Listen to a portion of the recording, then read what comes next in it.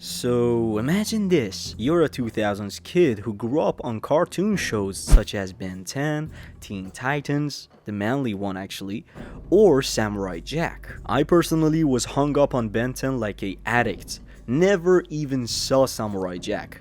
But when I was researching for this video, I stumbled upon some interesting information. After season 5 of Samurai Jack ended, the directors wanted to have a tie-in video game that essentially gave the fans an opportunity to become the legendary samurai themselves. They went authentic as fuck with it too, but unfortunately they had to delist the game back in 2024. Now don't ask me how, but I played this game, and it's actually way better than you may think.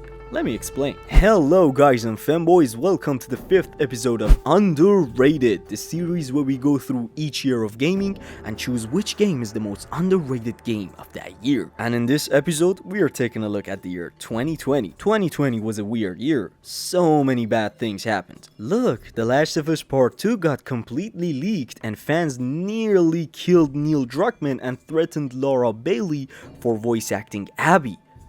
Really guys? For a game? Pff, fans. Because of the pandemic, companies fell to the toilet of the history and God knows how many IPs just cancelled. By the way, PES turned into eFootball. Yeah, and Warcraft 3 Reforged came out and became the world's worst game based on fan ratings, and it wasn't the ending. Don't tell me you forgot this release. Honestly, it was a pain to find a hidden gem between all this shit. Just like CS case opening while your wife is nagging besides you.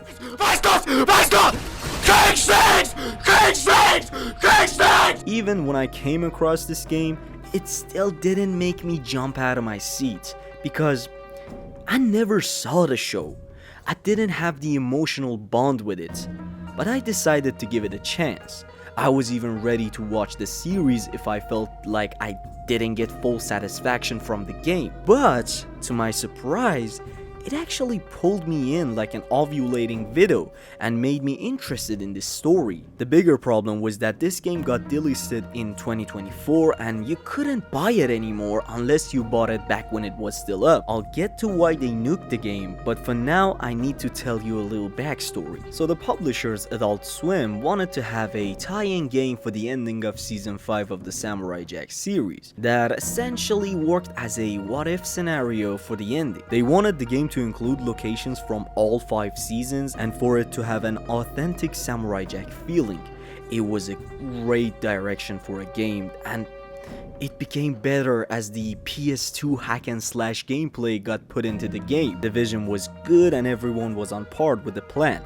Now, they only needed a team to start developing this game. Here's where Soleil came in from Japan and took the responsibility. They were passionate about making the fantasy come true. I love when developers respect the source material, and these guys did if you ignored the machine gun gameplay. That shit was fire though.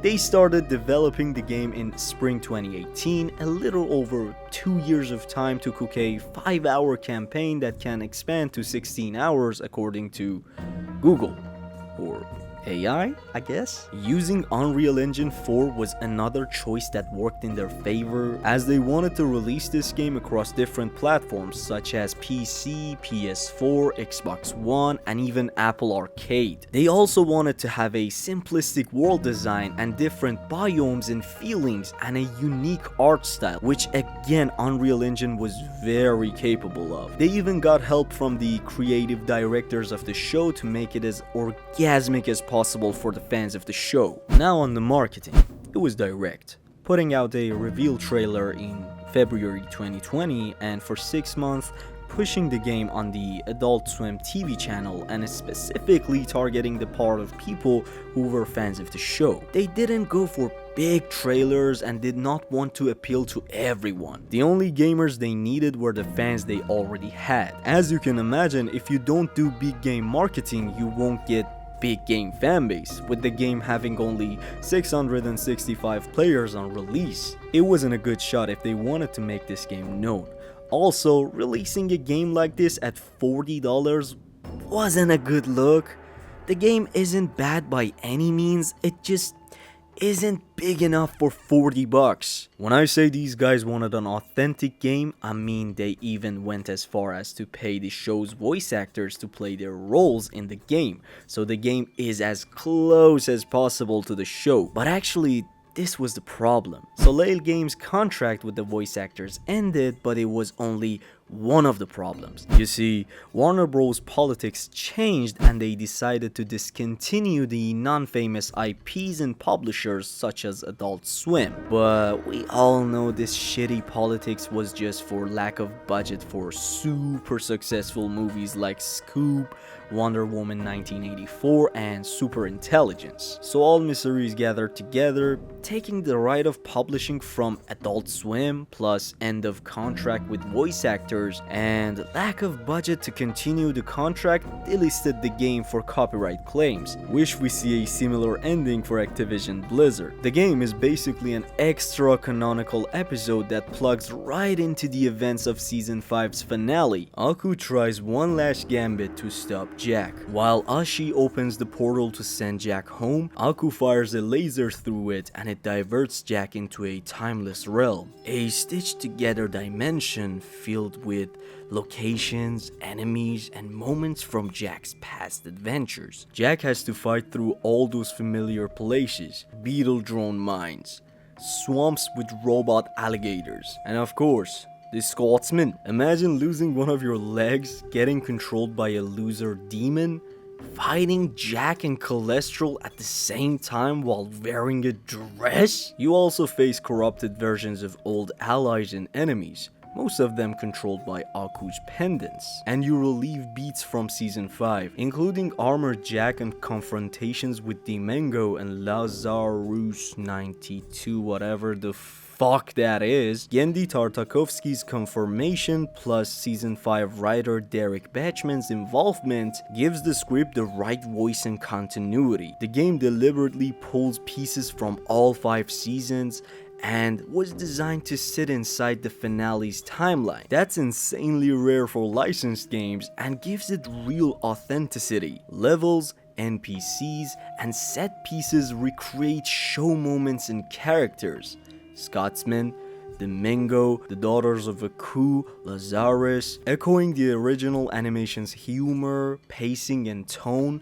Reviews even say it feels like Samurai Jack. It even includes a scene that mirrors the show's ending, and the creative team literally called the game part of Season 5's continuity, so fans can treat it like an official extra episode. Honestly, what a respectful and fan-focused way to close the story, with a game that taps straight into your childhood soul. There are 2 types of criticism here we can use based on 2 different POVs. First, judging the game as an actual hack and slash title in its genre. Second, looking at it like the last shot of a dying cowboy trying to finish his prophecy, meaning, yeah, stupid kids game, right? Now we're gonna talk about some pros and cons of the game, and as always, we're brutally honest. The real deal here is the nostalgic PS2 era hack and slash vibe mixed with some modern techniques. The simple design feels close to the cartoon, and the whole atmosphere nails it.